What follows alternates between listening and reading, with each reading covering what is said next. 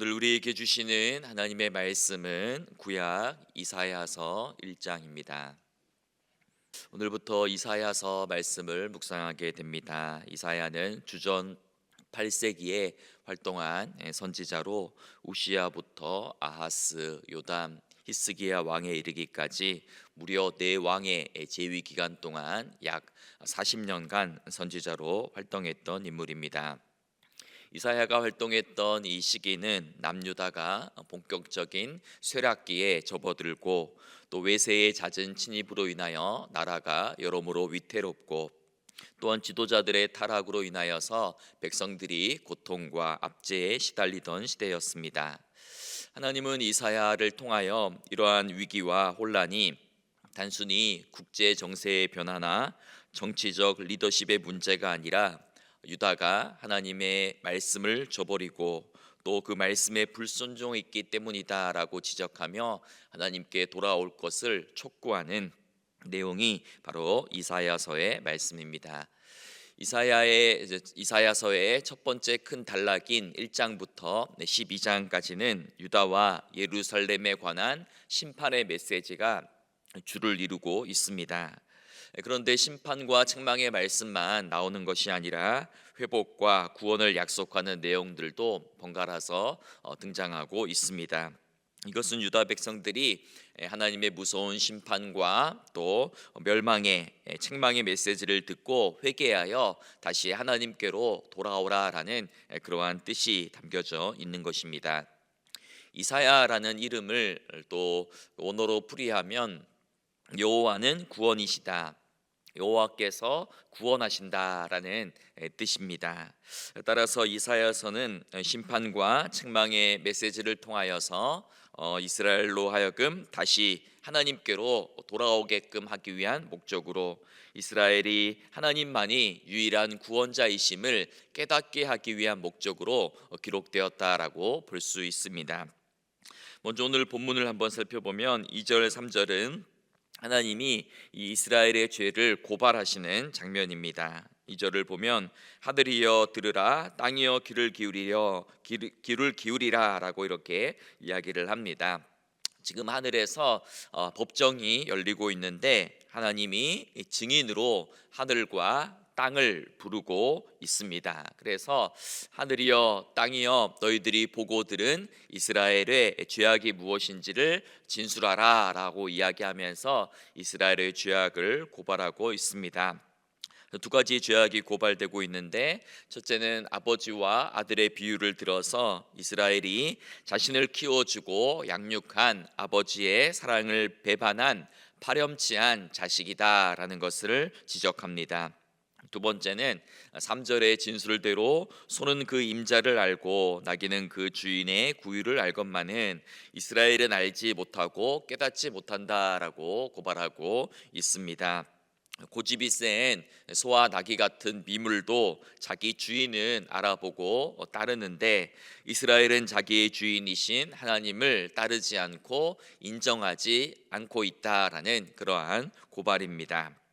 이에 하나님께서는 이스라엘이 회개할 수 있도록 그들을 징계하셨는데 이스라엘은 하나님의 징계를 당하고서도 여전히 그 마음이 완악하여 깨닫지 못하고 돌아오지 않고 있음을 또한 지적하고 있습니다.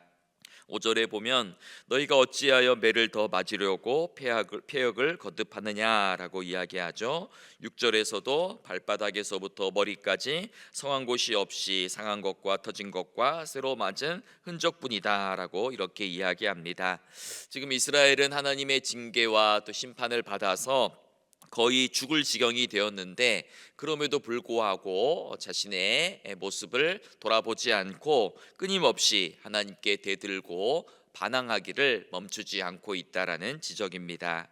7절은 전쟁의 참상을 묘사합니다. 너희의 땅은 황폐하였고 너희의 성읍들은 불에 탔고 너희의 토지는 너희 목전에서 이방인에게 삼켜졌다라고 이야기합니다.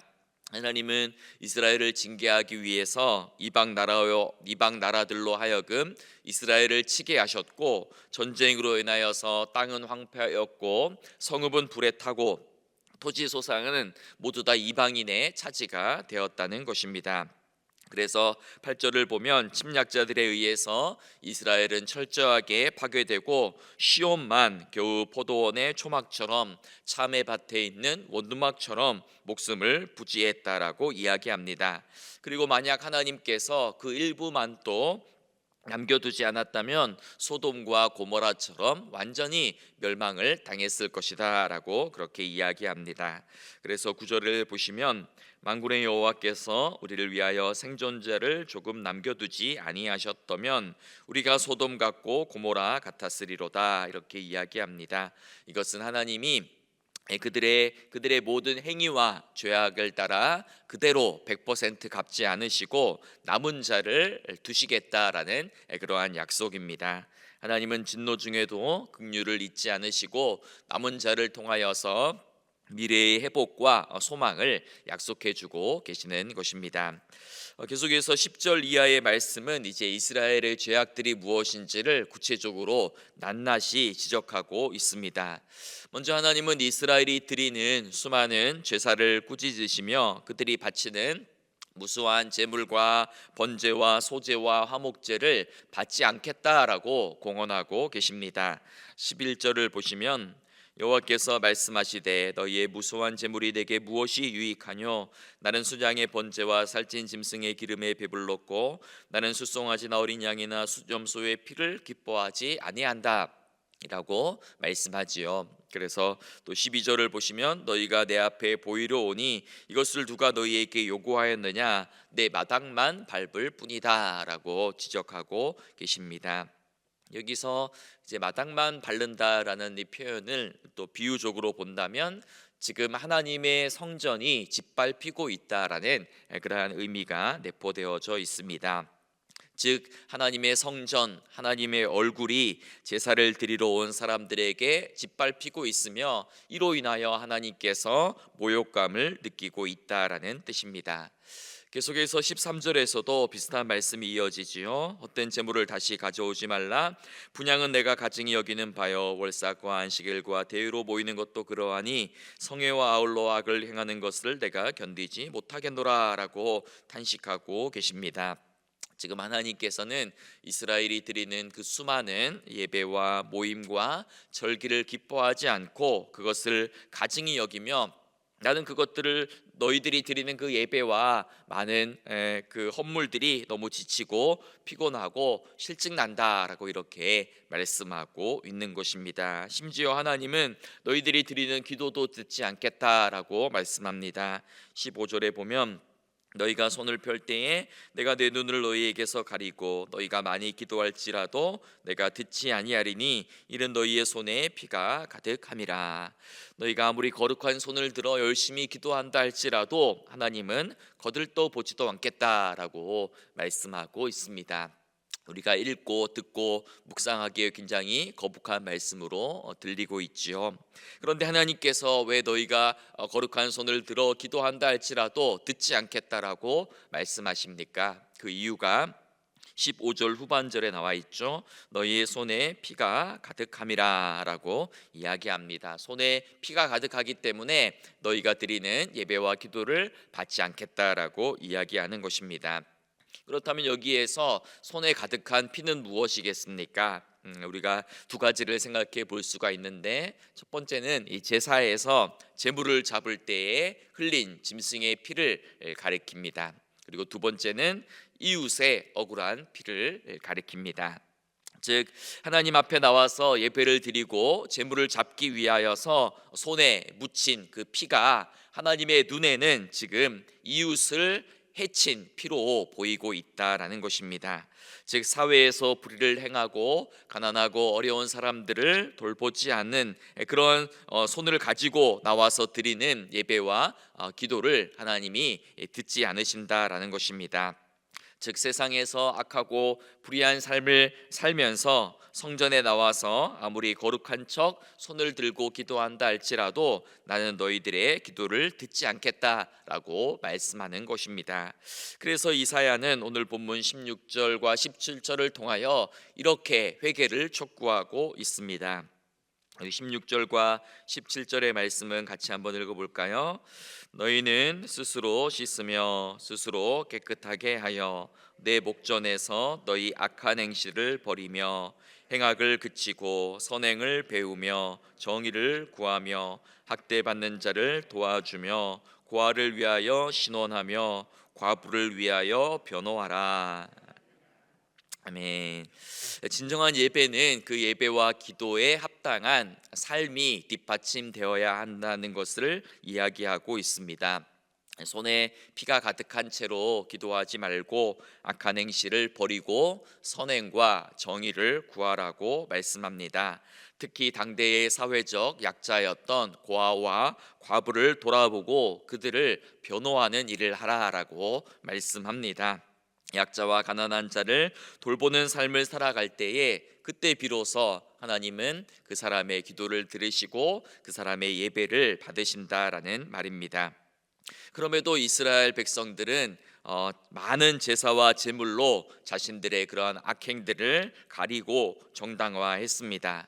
하나님이 원하시는 것은 많은 제사와 제물이 아니라 하나님의 말씀에 귀를 기울이고 그 말씀대로 그 말씀에 따라 순종하는 삶이었습니다. 하나님은 순종이 제사보다 낫다라고 말씀하는 것입니다.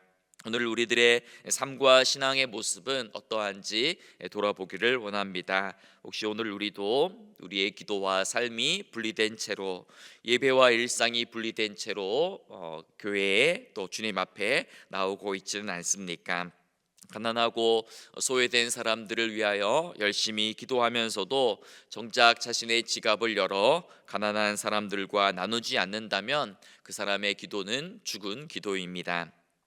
나라의 정치와 경제, 사회 정의를 위해서 부르짖으면서도 정작 자신은 세상에서 각종 편법과 부정과 거짓을 관행처럼 저지르고 있다면 그 사람의 기도 역시 하나님이 듣지 않으시는 헛된 기도에 불과합니다. 하나님은 우리에게 행동하는 기도와 행동하는 신앙을 요청하십니다. 종교 따로 삶 따로가 아니라 일상의 자리에서부터 하나님의 말씀에 순종하는 삶, 이웃을 돌아보는 삶, 공경에 처한 자를 보살피는 삶, 정의와 공의를 따르는 삶을 요청하는 것입니다. 바라기는 좋아요. 여러분이 일상에서부터 하나님의 말씀을 따르고 그 말씀에 순종하며 선행과 정의로 우리의 예배와 또 기도를 채워나가는 믿음의 삶을 살아가기를 소망합니다.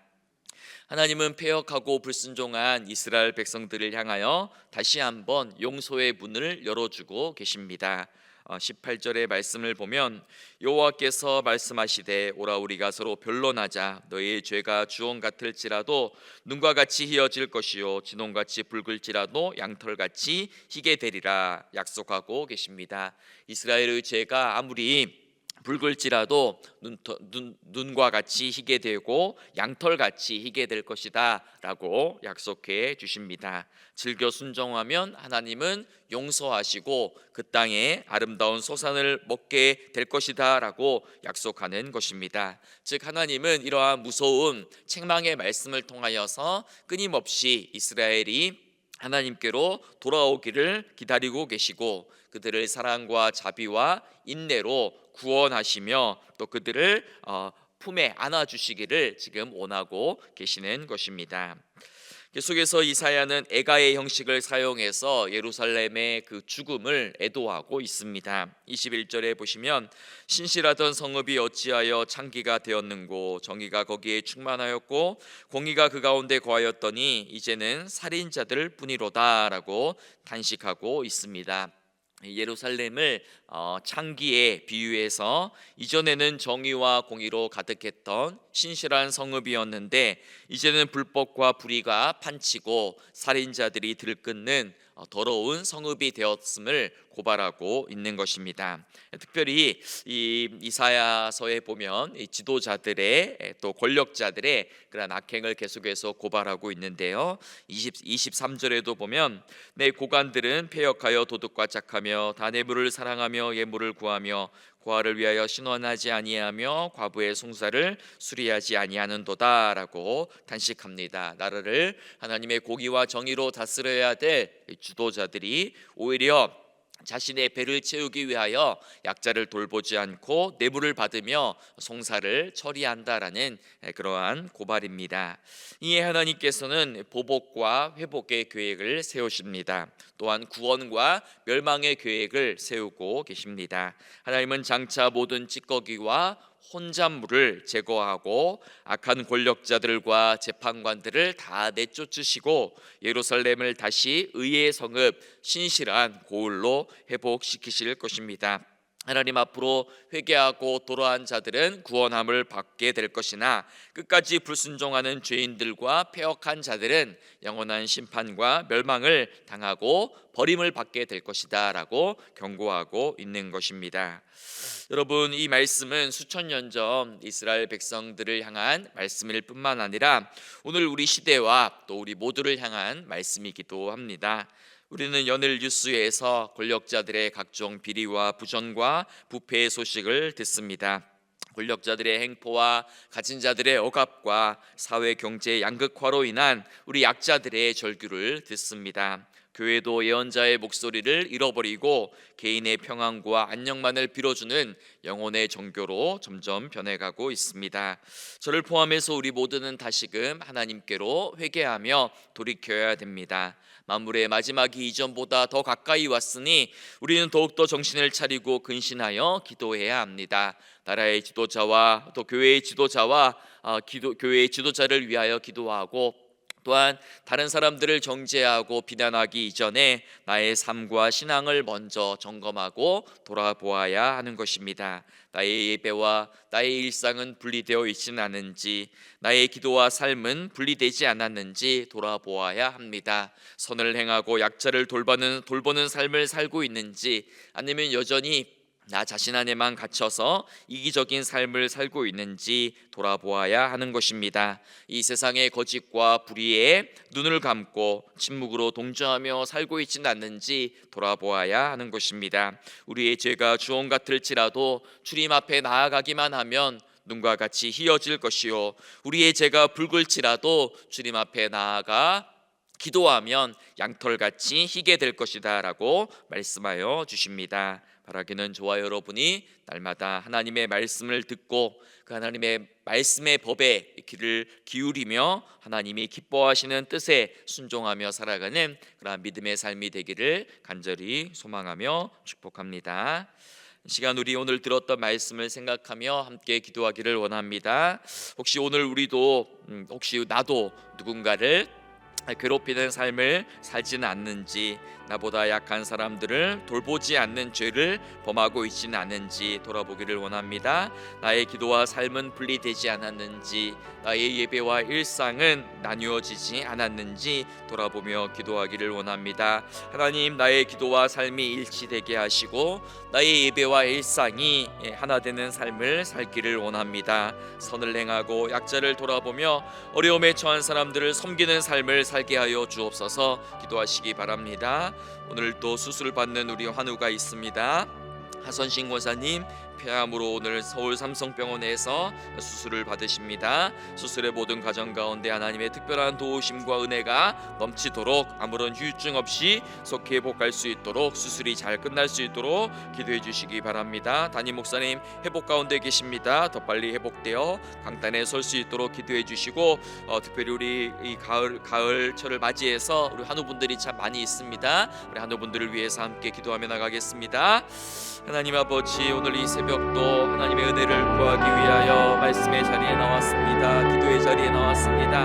하나님 아버지, 하나님께서 이사야 선지자를 통하여 주시는 준엄한 책망의 말씀을 들으며 하나님 이 말씀이 하나님 수천 년 전 하나님 아버지 타락한 이스라엘 백성들을 향한 말씀일 뿐만 아니라 오늘 나를 향한 하나님의 말씀임을 깨닫게 하여 주시옵소서. 하나님, 수많은 예배와 수많은 제사와 수많은 하나님 아버지 헌물보다 하나님은 순종을 기뻐하십니다. 하나님 말씀에 순종하는 삶, 하나님의 말씀을 듣고 그 말씀을 일상 속에서 생활 속에서 실천하는 삶을 주님이 원하십니다. 주님, 나의 기도와 삶은 분리되지 않았는지 돌아보기를 원합니다. 선행을 행하고 약자를 돌아보고 돌아보고 정의와 공의를 따라 사는 삶을 살고 있는지 하나님 돌아보기를 원합니다. 하나님 타인을 향하여서는 비난하면서도 혹시 내 눈 안에 있는 하나님 들보는 바라보지 못하고 있지 않는지 돌아보게 하여 주시고, 나의 삶의 모든 거짓과 불의와 탐욕과 이기심과 세상 사랑과 욕망을 다 내려놓고 하나님 십자가 아래에서 하나님의 은혜와 긍휼을 구하오니, 우리의 죄가 주홍 같을지라도 하나님 우리의 하나님 죄가 하나님 아버지 너무나도 악할지라도 주님께서 양털같이 희게 하리라, 눈과 같이 희게 하리라 주님 약속하여 주셨사오니, 우리 삶의 모든 하나님 아버지 죄악과 그 이중성과 하나님 모순을 하나님 앞에 가지고 나오며 하나님의 은혜를 구하며 기도하는 이 아침 되게 하여 주시옵소서. 오늘 하사신 권사님 또 폐암으로 하나님 수술을 받으십니다. 수술의 모든 과정 가운데 하나님의 특별한 은혜가 넘쳐나게 하여 주시고 아무런 휴증 없이 회복되게 하여 주옵소서. 하나님 담임 목사님 회복 가운데 있습니다. 더 빨리 회복되게 하시고 하나님 전보다 더욱더 강건한 모습으로 하나님 아버지 교회에 복귀할 수 있도록 주님 은혜 베풀어 주시옵소서. 진노 중에라도 긍휼을 잊지 않으시는 하나님, 수천 년 전 남유다 백성들을 향한 하나님의 준엄한 책망의 말씀 속에서 오늘 우리를 향한 하나님의 마음과 눈물을 발견합니다. 하나님은 많은 제사와 제물과 모임보다는 주님의 말씀에 귀를 기울이고 그 말씀에 따라 순종하는 삶을 원하십니다. 하나님, 우리의 기도와 삶이 일치되게 하시고 우리의 삶이 예배가 되게 하여 주옵소서. 기도와 우리의 행동 사이에 모순이 사라지게 하시고 기도하는 대로 하나님을 예배하는 마음으로 일상에서 선을 행하며 약자를 돌보며 정의를 행하는 거룩한 삶을 살게 하여 주옵소서. 어지럽고 혼란한 시대 속에서 하나님의 뜻을 잘 분별할 수 있는 지혜를 주시고 위정자들을 위해 우리나라와 세계 열방을 위해 더 깨어 근신하며 기도하게 하여 주옵소서. 오늘 수술을 받으시는 하선신 권사님을 위하여 기도합니다. 수술의 모든 과정 가운데 하나님 친히 동행하셔서 수술이 하나님 은혜 가운데 성공적으로 잘 끝나게 하시고 모든 암세포가 완전히 사라지게 하시고 아무런 통증도 아픔도 없게 하여 주옵소서. 담임 목사님 회복 가운데 있습니다. 더 빨리 회복되게 하시고 아무런 합병증이나 후유증 없이 하나님 건강하게 회복되어 이전보다 더 힘있게 주의 말씀 선포하게 하여 주옵소서. 우리 교회에 또 많은 환우분들, 또 많은 육신의 질병으로 고통 가운데 있는 성도들의 신음소리에 주님 귀를 기울이셔서 속히 고쳐주시고 하나님의 피 묻은 손으로 안수하여 주시어서 하나님 속히 낫게 하여 주시고 하나님 완전케 되어지는 놀라운 은혜들이 넘쳐나게 하여 주옵소서. 오늘 하루의 모든 일과도 주님의 손에 온전히 맡겨드리며 예수님의 이름으로 기도드립니다. 아멘.